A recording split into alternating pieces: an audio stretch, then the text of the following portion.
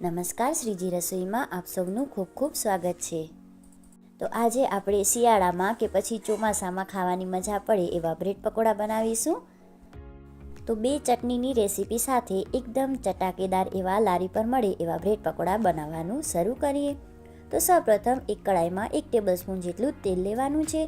Stuffing જે છે એ વધારે ઓઇલી નથી બનાવવાની, ફક્ત 1 જ ચમચી જેટલું તેલ લેવાનું છે। તેલ ગરમ થાય એટલે 1/4 ટીસ્પૂન જેટલી રાઈ, 1/4 ટીસ્પૂન જેટલું જીરું, 1 ટીસ્પૂન જેટલી હિંગ ઉમેરી દેવાની છે।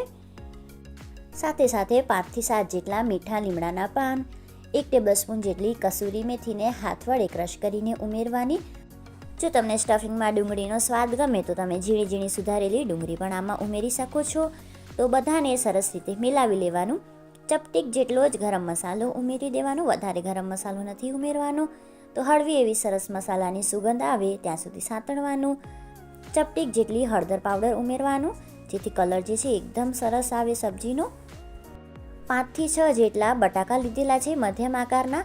તો પહેલાં બટાકાને બાફી અને સ્મેશ કરી લેવાના, ત્યારબાદ આ રીતે ઉમેરી દેવાનું બટાકાને। 1 ટીસ્પૂન જેટલો સંચર પાવડર, 1 ટેબલસ્પૂન જેટલું આમચૂર પાવડર। લીંબુના રસનો ઉપયોગ ન કરો તો વધારે સારું। આમચૂર પાવડરની જગ્યાએ ચાટ મસાલો ગમે તો ચાટ મસાલો પણ ઉમેરી શકાય છે। 1 ટેબલસ્પૂન જેટલું ધાણા જીરું પાવડર, કેટલું તીખું ખાઓ છો એ પ્રમાણે લાલ મરચું પાવડર ઉમેરવાનું। 1 ટીસ્પૂન જેટલો અજમો હાથ વડે ક્રશ કરીને ઉમેરી દેવાનું, તો બહુ જ સરસ ફ્લેવર આવે છે અજમાથી। સ્વાદ પ્રમાણે મીઠું ઉમેરીને બધાને સરસ રીતે મિલાવી લેવાનું। તમને ઝીણા ઝીણા તીખા લીલા મરચાં ઉમેરવા હોય તો તમે મરચાંની પેસ્ટ કરીને પણ ઉમેરી શકો છો। ઝીણી સુધારેલી કોથમરીને ઉમેરીને બધાને સરસ રીતે મિક્સ કરી લેવાનું। તો બ્રેડ પકોડા માટે એકદમ ટેસ્ટી અને ચટપટી એવી સબ્જી જે છે સ્ટફિંગ રેડી થઈ ગઈ છે। તો સ્ટફિંગને આપણે ઠંડી કરી લેવાની છે। ગરમ ગરમ સ્ટફિંગ સાથે બ્રેડ પકોડા જે છે એ આપણે નથી ભરવાના। તો હવે આપણે બ્રેડ પકોડા માટે 2 અલગ અલગ ટાઈપની ચટણી બનાવી લેશું। તો આ ચટણી સાથે બ્રેડ પકોડા જે છે એ વધારે ટેસ્ટી લાગે છે। તો ગ્રીન ચટણી માટે અહીંયા 1 કપ જેટલા લીલા ધાણા લીધેલા છે, 2 ચમચી જેટલા સિંગા, 1 ટીસ્પૂન જેટલો લીંબુનો રસ, 1 ટીસ્પૂન જેટલી ખાંડ, નાનો આદુનો કટકો અને કેટલું તીખું બનાવવું છે એ પ્રમાણે લીલા તીખા મરચાં લેવાના। ત્યારબાદ આપણે અહીંયા સ્વાદ પ્રમાણે મીઠું ઉમેરી દેવાનું અને બને એટલું ઓછું પાણી ઉમેરીને ચટણીને જે છે એ પીસી લેવાની। વધારે લૂઝ ચટણી એટલે કે પાણીવાળી ચટણી નથી બનાવવાની। લસણની ચટણી બનાવવા માટે 15 થી 20 જેટલી લસણની કણી લીધેલી છે। 2 ચમચી જેટલો લાલ મરચાંનો પાવડર ઉમેરી દેવાનો। બહુ તીખું ન ખાતા હોવ તો 1 ટીસ્પૂન કશ્મીરી અને 1 ટીસ્પૂન જેટલું તીખું મરચું લઈ શકાય। 1 ટીસ્પૂન જીરું, 1 ટીસ્પૂન હિંગ અને સ્વાદ પ્રમાણે મીઠું ઉમેરી અને બને એટલું ઓછું પાણી ઉમેરીને ગ્રાઇન્ડ કરી દેવાનું। તો બંને ચટણીની થિકનેસ આપણે સારી રીતે સ્પ્રેડ કરી શકીએ એ પ્રમાણે બનાવવાની છે। વધારે સૂકી પણ નથી બનાવવાની, અધરવાઇઝ બ્રેડ જે છે એ ચટણી સ્પ્રેડ કરતા સમયે ફાટી જશે। તો તમે જોઈ શકો છો મેં અહીંયા બંને ચટણી જે છે એ કઈ રીતે રેડી કરેલી છે। તો ચલો હવે એક બેસનનો ગોળ રેડી કરવાનો છે। 2 કપ જેટલો બેસન લીધેલો છે, બને તો રેડીમેડ પેકેટમાં જે બેસન મળે એ બેસનનો જ ઉપયોગ કરવાનો। 1 ટીસ્પૂન જેટલો અજમો હાથ વડે ક્રશ કરીને ઉમેરી દેવાનું। સ્વાદ પ્રમાણે મીઠું અને જરૂરિયાત પ્રમાણે પાણી ઉમેરતા જવાનું। ચપટીક જેટલી હળદર પાવડર અને ચપટીક જેટલી હિંગ ઉમેરવાની। તો વધારે પાતળું બેટર જે છે આપણે રેડી નથી કરવાનું, બધું પાણી એકસાથે ન ઉમેરી દેવાનું, ધીરે ધીરે પાણી આમાં ઉમેરતા જશું। તો એકદમ સાચવીને પાણી ઉમેરવાનું, વધારે લૂઝ બેટર નથી બનાવવાનું, અધરવાઇઝ બેટર જે છે એ બ્રેડ ઉપર બરાબર કોટ નહીં થાય અને લૂઝ ખીરું બને તો પકોડા જે છે એ ફ્રાય કરતા સમયે વધારે તેલ એબ્ઝોર્બ કરે। તો બ્રેડ પકોડા ઘણીવાર બહુ ઓઇલી બની જતા હોય છે। તો 2 ટેબલસ્પૂન જેટલો અહીંયા ચોખાનો લોટ ઉમેરવાનો છે। તો ચોખાનો લોટ ઉમેરવાથી બ્રેડ પકોડા જે છે એ થોડા ક્રિસ્પી બને છે અને તળાતા સમયે વધારે તેલ પણ એબ્ઝોર્બ નથી કરતા। તો આ હતી એક સિક્રેટ ટીપ। અને બીજી સિક્રેટ ટીપ એ છે કે આપણે હંમેશા બ્રેડ પકોડા બનાવતા સમયે બેકિંગ સોડાનો ઉપયોગ કરતા હોઈએ છીએ, પણ અહીંયા મેં 1 ટીસ્પૂન જેટલો બેકિંગ પાવડર ઉમેર્યો છે। તો બેકિંગ પાવડર ઉમેરવાથી પકોડા જે છે એ ઓઇલી નથી બનતા। તો એકવાર આ રીતે તમે બ્રેડ પકોડા બનાવી જોજો, બહુ જ સરસ ટેક્સચર આવશે, જરા પણ ઓઇલી નહીં લાગે। પાણીની જરૂરત જણાય તો ફરીથી પાણી ઉમેરી શકાય છે।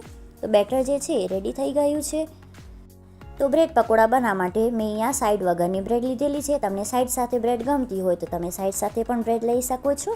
તો એક લેયર ઉપર લસણની ચટણી જે રેડી કરી એ લગાવવાની અને બીજા લેયર પર ગ્રીન ચટણી જે રેડી કરી એ લગાવવાની. જો તમે લસણ ના ખાતા હો તો એક સાઈડ જે છે એ તમે ખાટી મીઠી ચટણી લગાવી શકો છો, પણ હા, એ વધારે પાણીવાળી ન હોવી જોઈએ, અધરવાઇઝ બ્રેડ જે છે એ ફાટી જશે. અને ખાટી મીઠી ચટણી ન લગાવી હોય તો બંને સાઈડ તમે ગ્રીન ચટણી પણ લગાવી શકો છો. હવે આપણે આજે સ્ટફિંગ રેડી કરી એ સ્ટફિંગ અપ્લાય કરી લેવાની, સરસ સ્પ્રેડ કરી લેવાની સ્ટફિંગને. તો પાતળું લેયર બનાવવાનું, વધારે જાડું લેયર નહીં બનાવવાનું. તો બીજી તરફ આપણે ગ્રીન ચટણી અપ્લાય કરી લેશું.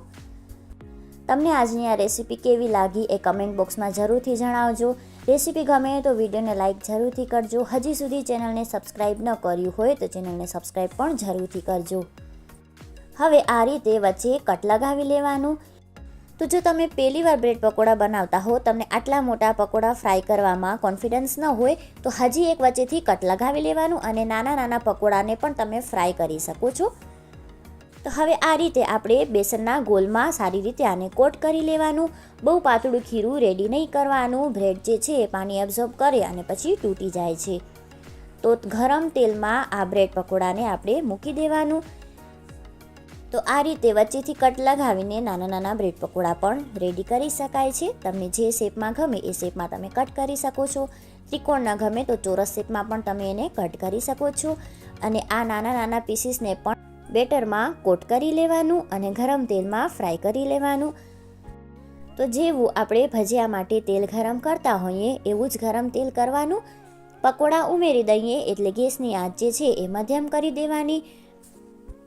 તો આ રીતે એક પકોડો ઉમેરી દઈએ એટલે ગરમ તેલ સ્પેચ્યુલાની મદદથી આ રીતે ઉપરથી સ્પ્રેડ પણ કરવાનું. એક પકોડો સેટ થઈ જાય ત્યારબાદ જ બીજા પકોડા જે છે આમાં ઉમેરવાના.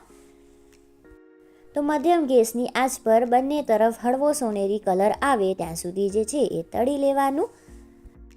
તો લીલી તીખી ચટણી સાથે કે પછી બાળકોને તમે ટોમેટો સોસ સાથે સર્વ કરી શકો છો. ઠંડીમાં કે પછી વરસાદમાં આને ખાવાની મજા જ કંઈક અલગ હોય છે. રેસીપી એકવાર ટ્રાય જરૂરથી કરજો. તો પકોડા જે છે એ તળાઈ ગયા છે. અહીંયા આપણે નાના નાના પકોડા તળ્યા છે. તો આ જ રીતે આપણે જે મોટા પકોડા રેડી કર્યા હતા એ પણ આપણે તળી લેવાના. તો બંને તરફ હળવો સોનેરી કલર આવે ત્યાં સુધી આ સ્લાઇસને પણ આપણે તળી લઈશું. જો તમને આજની આ રેસીપી ગમી હોય તો વિડીયોને લાઇક જરૂરથી કરજો. હજી સુધી ચેનલને સબસ્ક્રાઈબ ન કરી હોય તો ચેનલને સબસ્ક્રાઈબ પણ જરૂરથી કરજો. પકોડા જે છે એ તળાઈ ગયા છે, બિલકુલ પણ ઓઇલી નથી બન્યા.